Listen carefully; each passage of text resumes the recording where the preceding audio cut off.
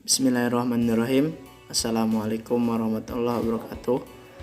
Ketemu lagi dengan saya An Herudin yang alhamdulillah masih dengan mata pelajaran ekonomi, dan semoga pada saat ini kita senantiasa dalam lindungan Allah Subhanahu wa taala.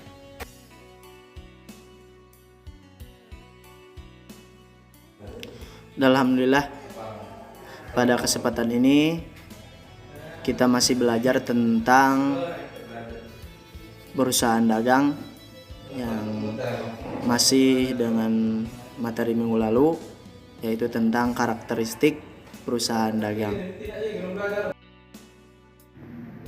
Dan telah kita ketahui bersama bahwa karakteristik adalah ciri yang menonjol atau ciri khas dari perusahaan dagang tersebut.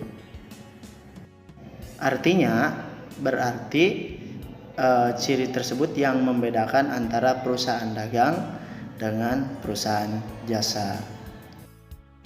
Adapun karakteristik perusahaan dagang atau ciri perusahaan dagang yaitu yang pertama, sifat produk yang dijual. Sifat produk yang dijual, perusahaan dagang menjual produk yang berwujud yang disebut dengan barang dagangan.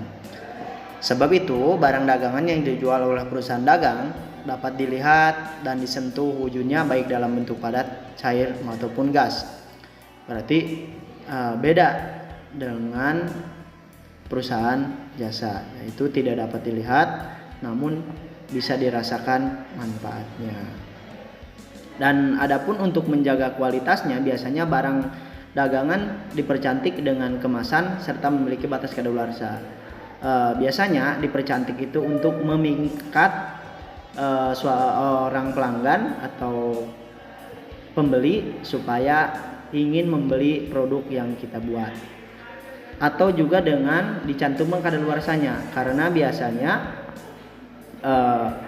perusahaan dagang ini bisa dikonsumsi secara langsung atau dikonsumsi di kemudian hari. Kemudian yang selanjutnya, ciri dari perusahaan dagang ini cara perolehan produk yang dijual.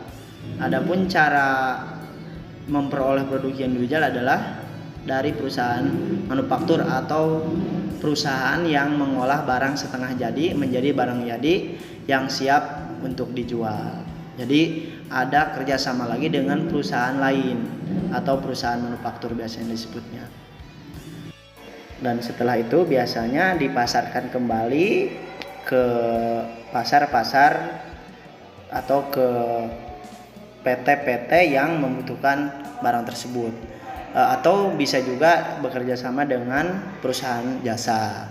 Artinya perusahaan dagang ini berarti kepanjang tanganan dari perusahaan jasa. Ada MOU, biasanya ada kerjasama untuk mendukung proses perusahaan jasa tersebut. Ciri selanjutnya yaitu ketersediaan produk. Pernahkah Anda melihat perusahaan dagang dan jasa menyetok produk?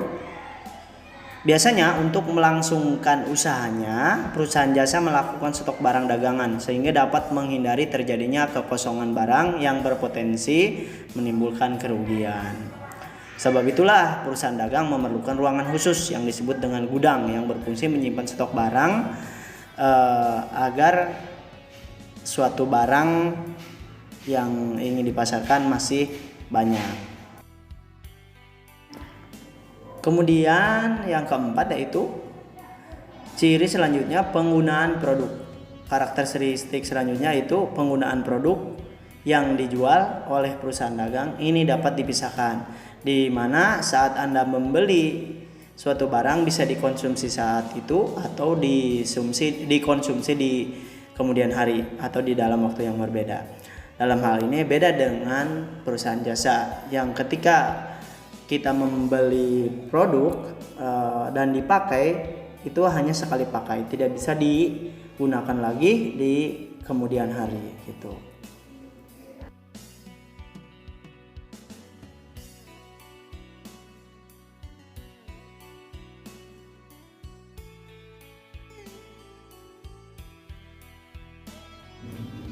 Baiklah, mungkin itu saja yang bisa saya sampaikan. Namun sebelumnya ada kata-kata bijak nih dari sang bijak. Mana yang lebih baik? Orang yang sangat rajin ibadah tapi angkuh, sombong dan merasa paling suci, atau orang yang tak pernah rajin ibadah tapi akhlaknya mulia, rendah hati, santun, dan cinta kepada sesama? Kemudian sang bijak menjawab, dua-duanya baik. Sang ahli ibadah yang angkuh akan menemukan kesadaran tentang akhlak buruknya, lalu bertobat dan menjadi pribadi yang baik. Dan sosok yang kedua, karena kemuliaan budinya, Allah menurunkan hidayah, lalu ia menjadi ahli ibadah yang memiliki kerendah hatian. Lalu siapa yang tidak baik? Sang bijak juga menjawab, kita yang tidak baik, orang ketiga yang hanya bisa menilai orang lain, namun lalai menilai dirinya sendiri. Nah, semoga kita dijauhkan dari orang yang ketiga ini, yang hanya bisa menilai kebaikan atau keburukan orang lain, namun susah sekali untuk menilai dirinya sendiri. Semoga kita dijauhkan dari orang-orang yang seperti ini. Maksudnya semoga kita dijauhkan dari kepribadian yang seperti ini.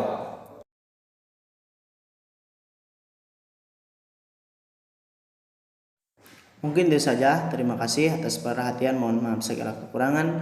Hadanallahu iyyakum ila siratal mustaqim. Assalamualaikum warahmatullahi wabarakatuh.